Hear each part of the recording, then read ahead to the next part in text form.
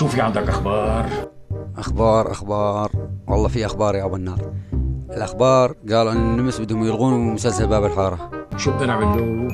ان شاء الله بتطق مرارته، شي ما بيخصها. والله قولتك شو خصنا نحن، يلا بكره لحالهم بيجيبوا واحد بداله. غيره شو في عندك؟ وغيره قالوا انه في شخصيه بدهم ينزلونها لابو عصام باب الحاره يشغلونه زبال بدال حكيم. شو بدنا فيه التاني؟ عزيلي بقامته، ان شاء الله ما بيرجع. ما يصير يا ابو النار، لازم يرجعونه على الحاره بشخصيه جديده مشان قوه المسلسل، لازم يرجع.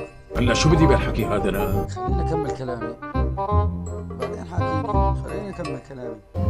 كمل. يا والنهار لازم يرجع الحارة، لأنه إذا ما رجع ما يظل حدا يخانقك وما يظل حدا يصالحك. شلون يعني؟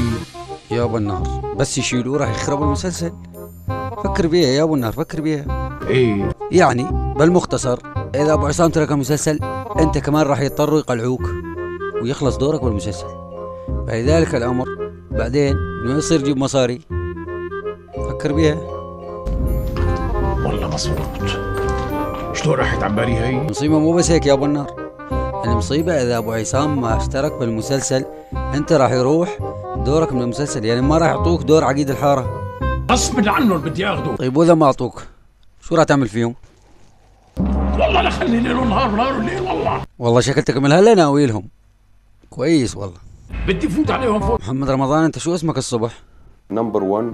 طيب وشو بيصير اسمك بعد غيبة الشمس؟ نمبر 2. يعني انت هذا اخر حد لك، يعني نمبر 1 ونمبر 2 اكتفيت يعني؟ لم ولن اكتفي. ايوه يعني راح يكون في نمبرات كثير لقدام؟ اكيد هيكون في، يعني اكيد مش هنبقى فهمت عليك. طيب شو معنات اسم نمبر 1؟ اسم من اسماء الشيطان. طيب سؤال محمد، ليش سميت حالك نمبر 1؟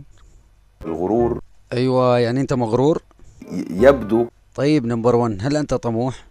الطموح يطرد الغرور على طول. ايوه فهمت عليك، يعني انت ما بدك تكون طموح مشان تحافظ على غرورك.